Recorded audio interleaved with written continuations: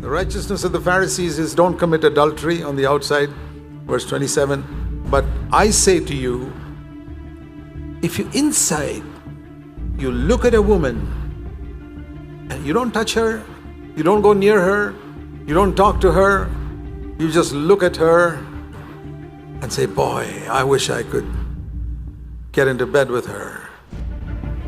You have already done it.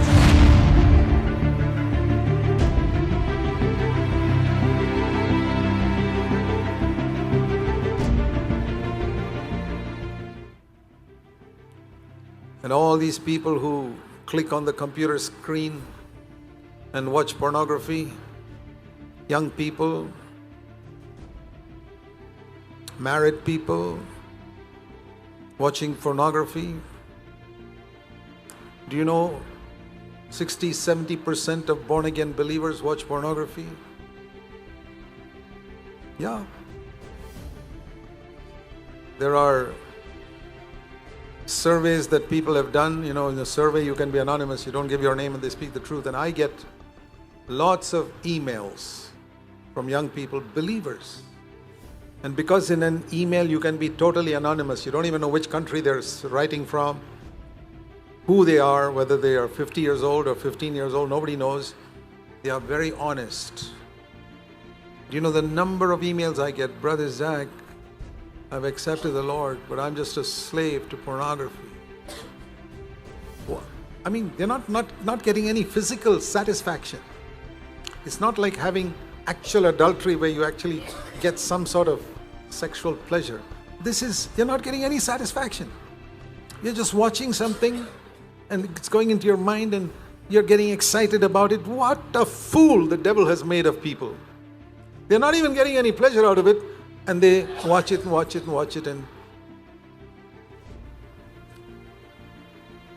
there is no fear of God before their eyes.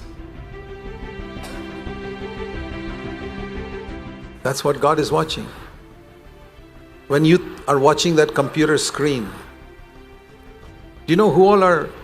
Your parents are not there, the room is locked, but there are demons there. Say, aha. There are angels there who are sad. The Holy Spirit is there, if you're a believer.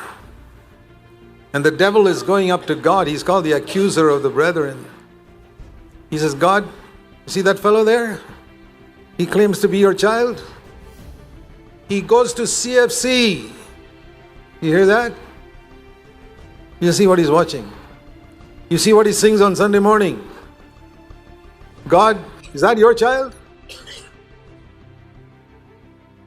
And now there are even women watching it. Believe it or not. How perverse man has become. That women are starting watching pornography. Crazy. Men have a natural sexual desire. When a woman has a crazy sexual desire, she's close to a prostitute. Something seriously wrong. And it's because of the culture we live in that's coming into our mind and polluting us. Brothers and sisters, fight it.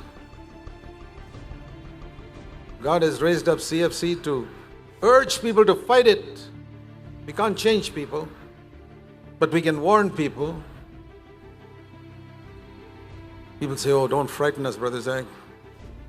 You think Jesus was frightening you when he said, if you get angry, you can go to hell? If you lust after a woman, it says if you don't pull out your eye, you can go to hell. It's better to lose your eye than, he said, be thrown into hell, verse 29. And sexual sin with your hand. He spoke about sexual sin with the eyes, and he spoke about sexual sin with your right hand, verse 30. Jesus doesn't use the embarrassing words, but you know what he means. He says you can go to hell.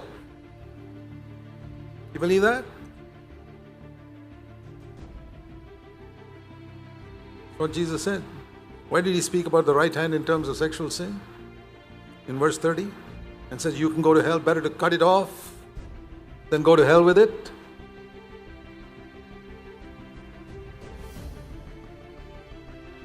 How many people take sexual sin seriously?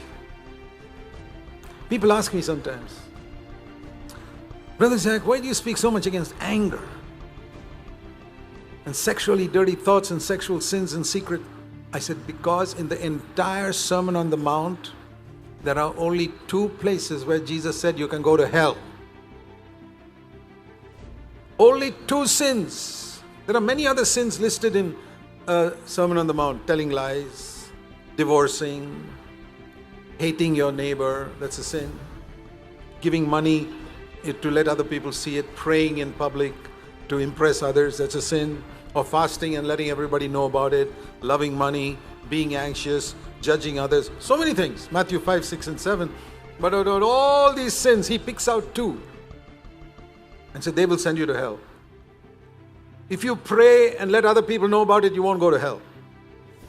It's a sin. If you fast and advertise your fasting, it's a sin, but you won't go to hell. If you don't love your enemy, it's a sin, but you won't go to hell. If you're anxious, that's a sin, but you won't go to hell. If you love money, that's a sin, but it may not take you to hell. But when it came to anger and dirty thoughts and lusting with your eyes and sinning with your hand, he said that'll take you to hell. You read Matthew 5 and 6 and 7, the Sermon on the Mount. The word hell comes only in these 3 places. Sin with your tongue, sin with your eyes, sin with your hands. Secretly. The other people don't know. We use the same eyes to read the Bible, to read songs, to sing it. We use the same tongue to speak words of God, words to God of praise, and use the same tongue to get angry with people. We use the right hand to hold the Bible and then hold the right hand to commit sexual sin.